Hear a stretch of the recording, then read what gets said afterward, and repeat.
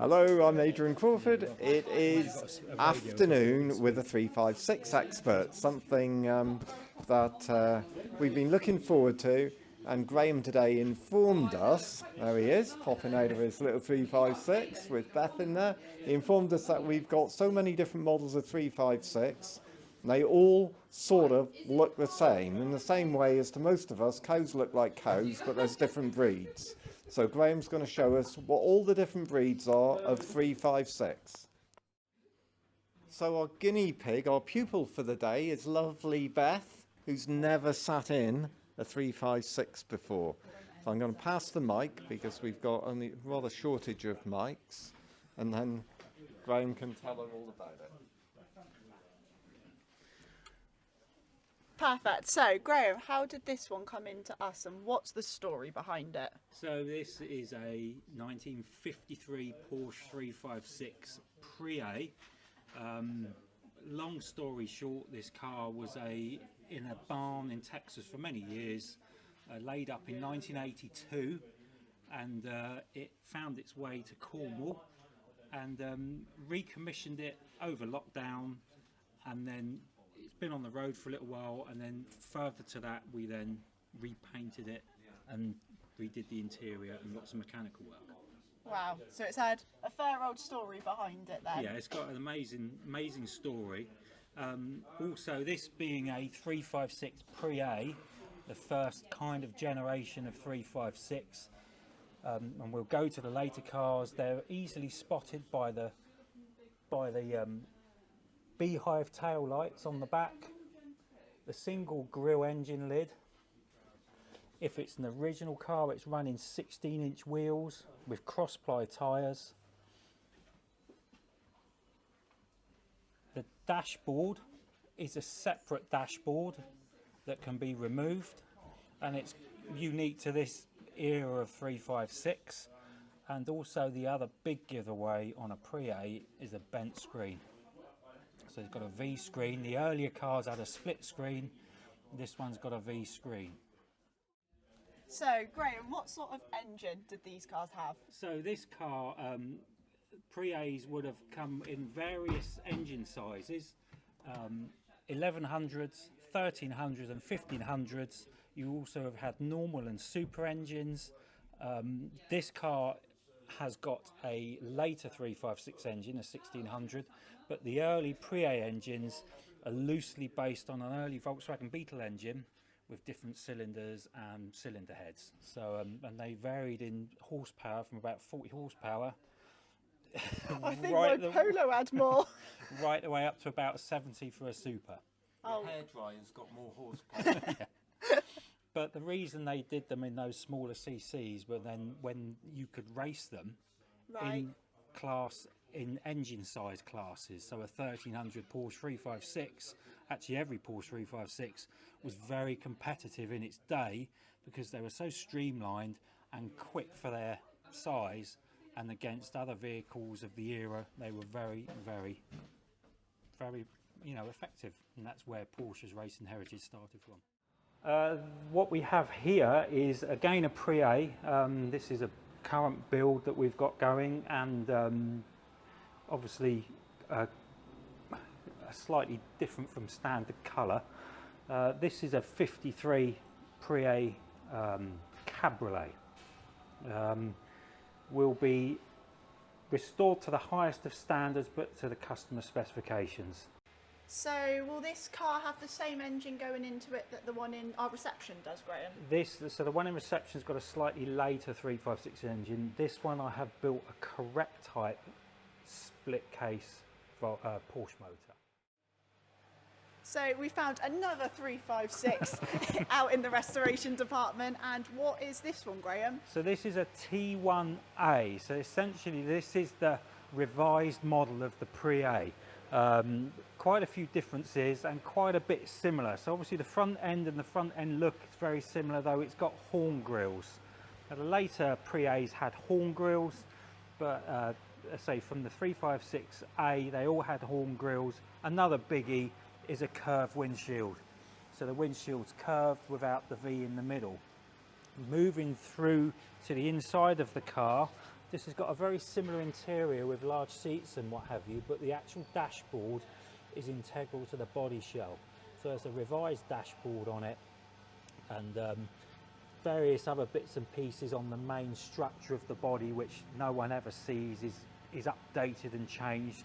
Obviously, as Porsche always do, they're always looking for the best out of their cars, and they're moving forward with them essentially.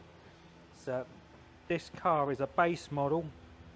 It's a 60 horsepower, so it's the correct engine for the car. It's a 1600 running tiny little Solex carburetors on it, which again are a take on from the earlier cars, but you could obviously spec these with bigger engines and right the way up to the real special 356s, which were the Carreras.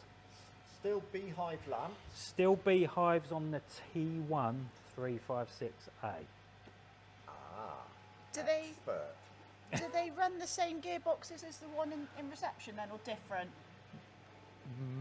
Lots of gearbox changes. Oh wow, Lots okay. of gearbox changes. So the Pre-A gearboxes, the very early cars were crash box, which no synchromesh, so double glee clutch and what have you. Then they went to a synchromesh gearbox, which was based on a Volkswagen gearbox. Then they modified bits and pieces on the A, and then through the years they changed so many different gearboxes and so many different gear configurations.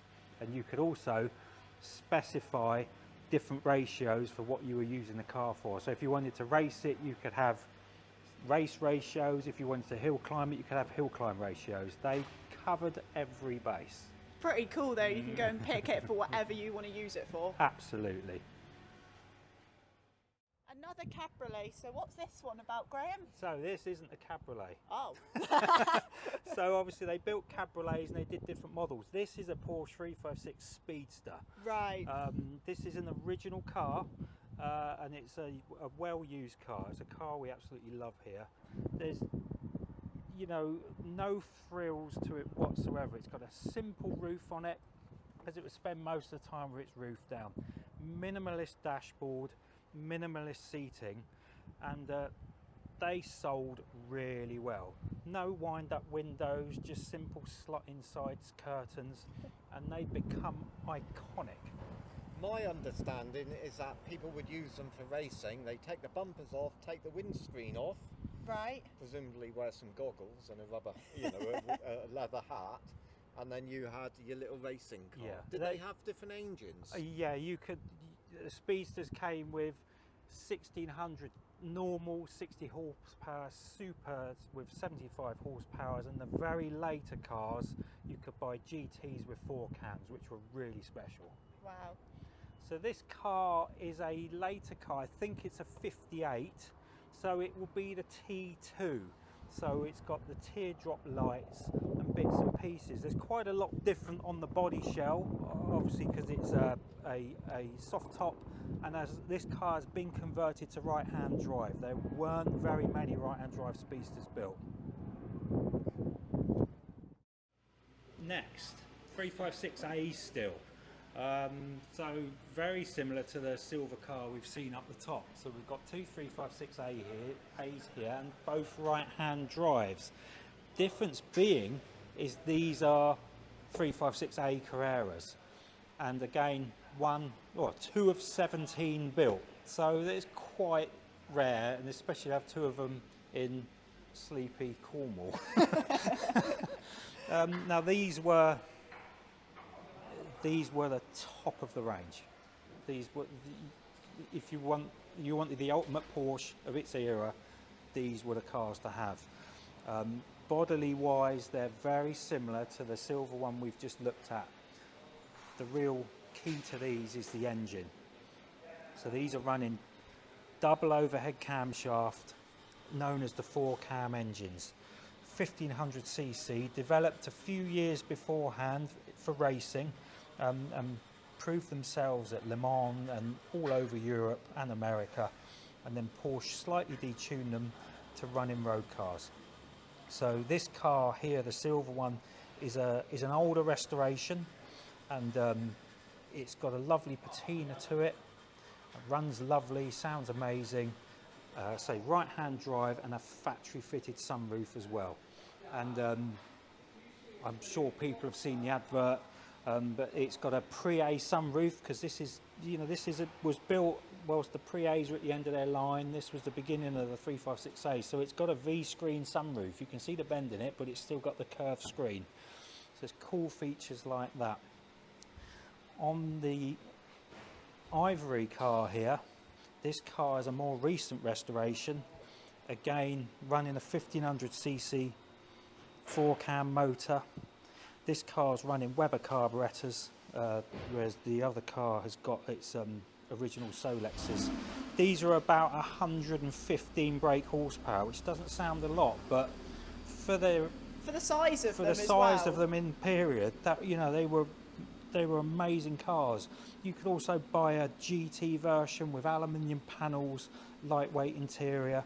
You could also buy a Carrera Cabriolet, and you could buy Carrera Speedsters. And the Carrera Speedsters, for me, are the ultimate 356. They're the super rare ones, and amazing performing cars.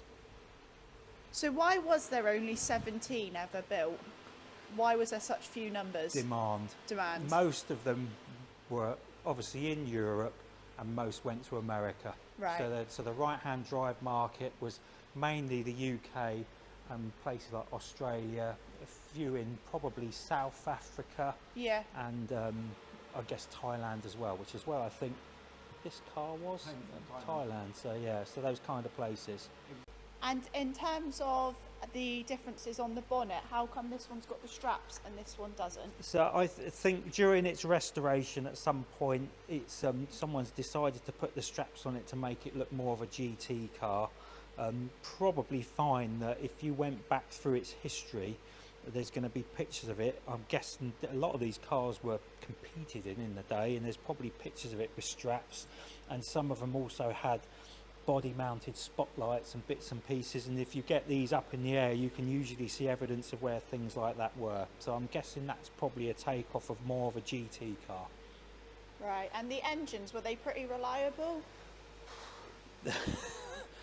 They're extremely complicated. Right. Running a roller bearing crankshaft, which is a very complicated crankshaft. They needed real specialist hands to fix them, and again today they need real specialists to work on them. Servicing work isn't too bad. If you're pulling them apart and rebuilding them, it's a serious business. But once they're done and up and running, they are amazing engines. They drive completely different to a standard pushrod 356. So what age is this one, Graham? So this is a 356 BT5. So this is the next version of 356 from the A's we've been looking at. Lots of differences. Start off obviously the same shaped bonnet, but you can see the design on the front of the car is completely different. This obviously would have had a bumper across here, similar to the silver one next to it. And essentially, the larger bumpers were for the American market, for, crashes and whatnot, because they had certain rules and regulations. They updated the bumpers. Yeah. Body, it's same in some places and different in lots of others. Again, lots of the inner structure's different. It retains the same dashboard. Slightly altered layout, these ashtrays in a different place, and various little bits and pieces are in different positions. And moving on to the rear of the car, the rear clip is what it's called. That's different as well from the earlier cars. The exhausts come through cutouts, and then they would come through the overriders on the rear bumper. You still got the teardrop lights like the one outside? Yeah, still got the teardrop lights on the later cars. Single grille in the back, and engine wise similar to a pushrod engine, just revised, stronger crankcase, slightly different cylinder heads and different carburation options. This car has been slightly modified, just done a refresh on this engine, so this is, people who are looking can see that it's got an alternator and more modern carburetors. So we did the modifications on it? We did the modifications on it. What did we do to it? So the engine, it wasn't running very well. She was a little bit sad. So I've taken the engine out, ascertained that the bottom end of the motor is really good. So we've changed the barrels and pistons, refurbished the cylinder heads, put a new pair of carburetors on because the customer requested that, refurbished all the tinware, painted a few bits and pieces. So it looks quite pretty. It's always interesting being shown around by Graham. I mean, his knowledge of 356 is unbelievable. Hopefully, Beth and I can take in just a fraction of that knowledge and be better off for it. Hope you enjoyed it.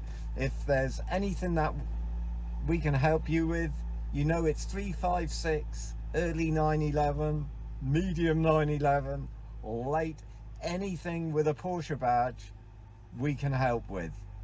Thank you very much for watching. See you again soon.